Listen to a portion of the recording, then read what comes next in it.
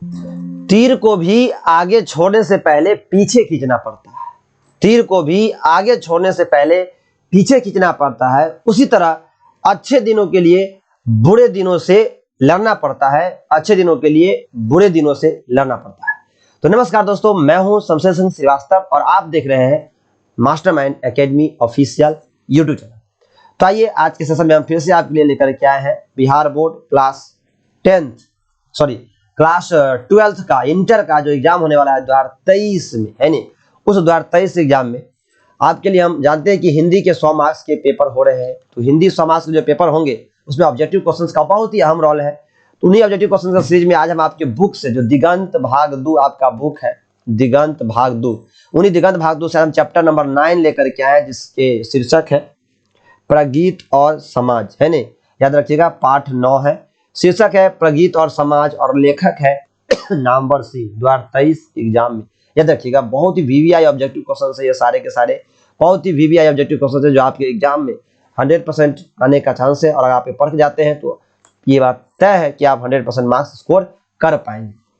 तो चलिए शुरू करते हैं आज का सेशन। पहला क्वेश्चन आपके स्क्रीन पे ये है।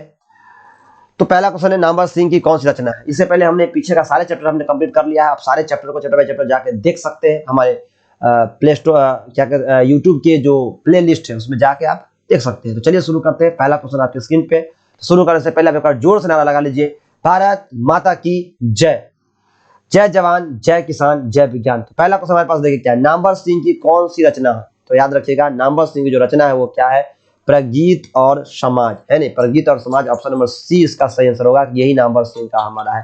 लेकिन अर्धनारीश्वर अंधारी सिंह दिनकर का है, याद रखिए। ओ सदानीरा जगदीश चंद्र माथुर साहब का है और तिरिच उदय प्रकाश का है। ठीक है, ये आप ही का बुक का है सारे के सारे। दूसरा देखिए, दूसरा है कि नामवर सिंह के गुरु कौन थे। ठीक है, नामवर सिंह के गुरु थे हजारी प्रसाद द्विवेदी। नामवर सिंह के गुरु थे, ऑप्शन नंबर बी सही आंसर हो जाएगा। नामवर सिंह के गुरु थे हजारी प्रसाद द्विवेदी। क्वेश्चन नंबर 3 देखिए क्या कह रहा है। 3 कह रहा है कि नामवर सिंह ने बीए तथा एमए की शिक्षा कहां से प्राप्त की थी। तो याद रखिएगा नामवर सिंह ने बीए और एमए की पढ़ाई बीएचयू से उन्होंने किया था। बीएचयू बनारस हिंदू यूनिवर्सिटी जो बनारस में है नहीं। प्रगीत कैसा काव्य है। तो याद रखिएगा प्रगीत जो है, प्रगीत एक ऐसा काव्य है, प्रबंध काव्य है। ऑप्शन नंबर इसका सी सही आंसर होगा, सी इसका सही आंसर होगा। अगला क्वेश्चन नंबर 5 देखिए कि दुनिया को हाथ की तरह गर्म और सुंदर होना चाहिए, यह किस कवि की कविता का अंश है। दुनिया को क्या होनी चाहिए, हाथ की तरह क्या होना चाहिए, सुंदर और गर्म होना चाहिए। तो याद रखिएगा इसका सही आंसर होगा 5 का केदारनाथ सिंह का है। ये ऑप्शन नंबर ए सही आंसर हो जाएगा, केदारनाथ सिंह का ये कविता है। ठीक है, चलिए अगला हमारा क्वेश्चन नंबर 6। ये देख क्या कहता है, देखिए क्वेश्चन नंबर 6 कह रहा है, क्वेश्चन नंबर 6 कह रहा है कि आचार्य रामचंद्र शुक्ल के काव्य सिद्धांत का आदर्श कौन सा काव्य है। मतलब देखिए आचार्य रामचंद्र शुक्ल, ये भी ये के काव्य, ये भी एक कवि है, सिद्धांत का आदर्श कौन सा काव्य है। ठीक है, तो याद रखिएगा कौन सा काव्य है इनका, प्रबंध काव्य। याद रखना है प्रबंध काव्य, ऑप्शन नंबर सी इसका सही आंसर हो जाएगा, प्रबंध काव्य। अगला क्वेश्चन नंबर 7 है। देखिए क्वेश्चन है कि सहर्ष स्वीकार है कर्ता के रचयिता कौन है। तो मुक्ति बोध होगा, कौन होगा, मुक्ति बोध। ऑप्शन नंबर बी सही आंसर हो जाएगा, मुक्ति बोध। सहर्ष स्वीकार है कर्ता के रचयिता। क्वेश्चन नंबर 8 देखो, 8 कह रहा है कि सच्चे अर्थों में प्रगीतात्मकता का आधार क्या है। तो याद रखिएगा सच्चे अर्थ में प्रगीतात्मकता का जो आधार है वो है समाज के विरुद्ध व्यक्ति, समाज के विरुद्ध व्यक्ति। ऑप्शन नंबर सी सही आंसर हो जाएगा। अगला क्वेश्चन नंबर 9 देखिए, क्वेश्चन नंबर 9 कह रहा है पर किसने यह सातों सागर के पार एकाकीपन से ही मानो हार, यह किस कवि के कविता का अंश है। तो याद रखिएगा ये मुक्ति बोध के कविता का अंश है। ठीक है, याद रखना है आपको। एक मिनट, ये मुक्ति बोध का नहीं है, ये है शमशेर बहादुर सिंह का। ठीक है, ऑप्शन नंबर ए सही होगा, ये पहले गलत हो गया था। याद रखिएगा ऑप्शन नंबर ए इसका सही आंसर होगा, Shamsher Bahadur Singh. Option number A सही हो जाएगा। किसने यह सातों सागर के पार एकाकीपन से ही मानो हार, या किस कवि के कविता का अंश है। तो शमशेर बहादुर सिंह। ठीक है, चलिए अगला क्वेश्चन नंबर 10 देखिए। 10 कह रहा है कि नागार्जुन के काव्य संसार के प्रगीत नायक का व्यक्तित्व किस प्रकार का है। नागार्जुन के काव्य संसार के प्रगीत काव्य का जो व्यक्तित्व किस प्रकार का व्यक्तित्व है, गंभीर है, मनमौजी है नहीं, निष्कवय फक्कर है, कपटी है, तो याद रखिएगा ये है निष्कवय फक्कर। निष्कवय फक्कर ऑप्शन नंबर सी इसका सही आंसर हो जाएगा। ठीक है, चलिए अगला क्वेश्चन नंबर 11 देखिए। 11 है कि नामवर सिंह को कविता के नए प्रतिमान पर साहित्य अकादमी पुरस्कार कब मिला था? तो याद रखिएगा इनको साहित्य अकादमी पुरस्कार 1971 में, ऑप्शन नंबर बी सही होगा, 1971 में इनको मिला था साहित्य अकादमी पुरस्कार कविता के नए प्रतिमान पर। ठीक है, तो ऑप्शन नंबर इसका बी सही आंसर होगा 1971 में। चलिए अगला क्वेश्चन, क्वेश्चन नंबर 12, तन गई रीढ़।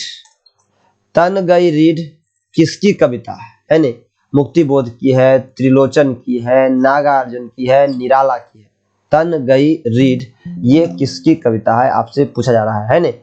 तो तन गई रीढ़ जो है इसमें देखिए, इसमें हमारे पास ऑप्शन है मुक्ति बोध, त्रिलोचन है नहीं, निराला, नागार्जुन, कई सारे ऑप्शन हमारे पास। तो इसका जो सही आंसर होगा वो होगा नागार्जुन का। इसमें कई सारे कवि की चर्चा हो गई है, तो ऑप्शन नंबर नागार्जुन का है तन गई रीढ़। ठीक है, अगला 13 देखिए। तो 13 कह रहा है कि नामवर सिंह 1970 में किस विश्वविद्यालय में हिंदी विभाग के अध्यक्ष पद पर प्रोफेसर के रूप में नियुक्त हुए थे? याद रखिएगा नामवर सिंह 1970 में। ठीक है, याद रखिएगा। तो नामवर सिंह जो थे 1970 में किस विश्वविद्यालय में हिंदी विभाग के अध्यक्ष पद पर प्रोफेसर के रूप में नियुक्त हुए थे?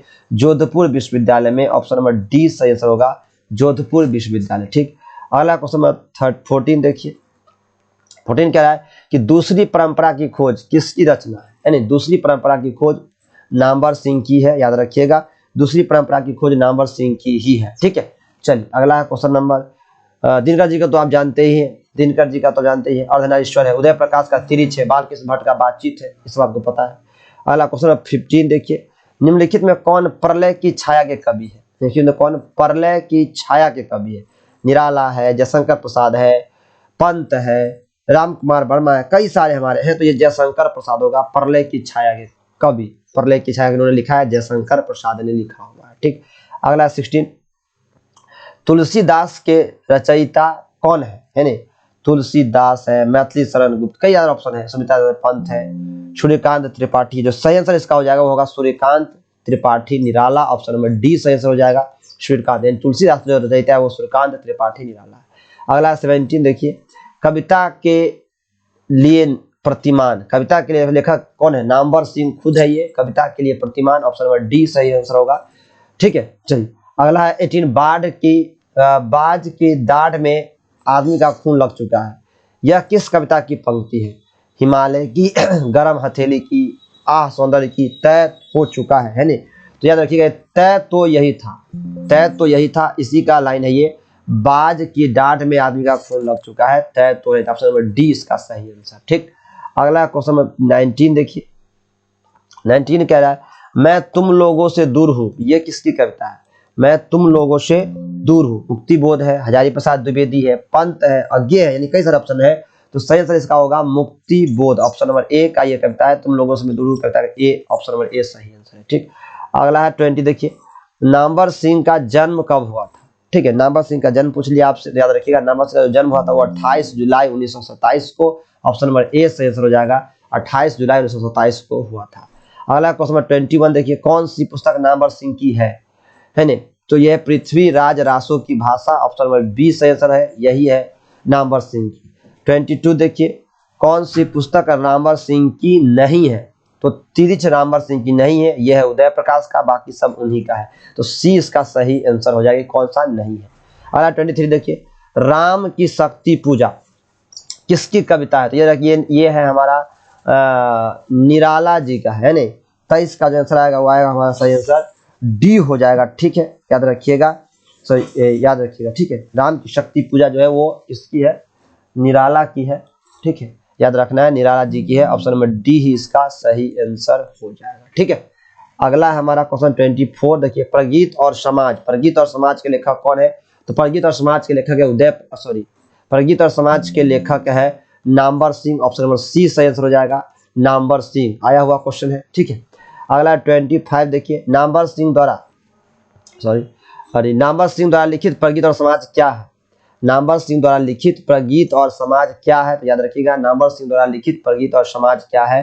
एक प्रगीत और समाज एक प्रकार का ये निबंध है, निबंध, ऑप्शन नंबर बी से आंसर हो जाएगा 25 का। ठीक है, 25 का आंसर होगा बी, ये निबंध है नामवर सिंह का प्रगीत और समाज।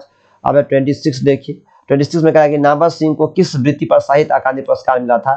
तो नामवर सिंह को साहित्य अकादमी पुरस्कार कविता के नए प्रतिमान पर मिला था। ऑप्शन नंबर ए सही होगा, कविता के नए प्रतिमान पर उनको साहित्य अकादमी पुरस्कार मिला था। ठीक, 27 देखिए क्या है, नामवर सिंह प्रधान संपादक थे। नामवर सिंह प्रधान संपादक थे किसके? हंस के, सरस्वती के, वागर्थ के, आलोचना के। तो याद रखिएगा इसका जो सही आंसर होगा ये होगा आलोचना, डी नंबर सही आंसर होगा। त्रैमासिक आलोचना आता था, उन्हीं के ये प्रधान संपादक थे। अगला 28, कामायनी के लेखक कौन है? याद रखिएगा कामायनी के जो लेखक है वो है जयशंकर प्रसाद का है कामायनी। 28 का सही आंसर होगा बी, है ना, जयशंकर प्रसाद जी का है। ऑप्शन नंबर बी सही आंसर होगा कामायनी। ठीक, अगला 29 देखिए, लिरिक का पर्याय क्या है? तो लिरिक का पर्याय होता है प्रगीत। ऑप्शन नंबर ए सही आंसर हो जाएगा। ठीक है, अगला है 30 देखिए, 30 है प्रगीत और समाज निबंध किस निबंध संग्रह से लिया गया? तो ये जो लिया गया है वाद विवाद और संवाद से। ऑप्शन नंबर डी सही आंसर होगा, वाद विवाद और समाज से लिया गया है प्रगीत और समाज। ठीक है, अगला देखिए क्वेश्चन नंबर 31 है नामवर सिंह का जन्म कहाँ हुआ था? तो याद रखिएगा नामवर सिंह का जन्म हुआ था जीयनपुर में। ऑप्शन नंबर ए सही होगा, नामवर सिंह का जन्म जीयनपुर में हुआ था। तो ये आज के इस चैप्टर के प्रगीत और समाज से ये 31 क्वेश्चन थे। आई होप ये सारे क्वेश्चन आपको समझ में आएगा और आपके लिए बहुत ही बेनिफिशियल है आपके एग्जाम के लिए। तो आप 100% पढ़ के जाए और अपने मार्क्स एग्जाम में 100% मार्क्स सिक्योर करें। तो चलिए मिलते हैं तब नेक्स्ट वीडियो में चैप्टर नंबर 10 के साथ। तब तक के लिए बाय बाय, टेक केयर, पढ़ते रहिए, बढ़ते रहिए। जय हिंद, जय भारत।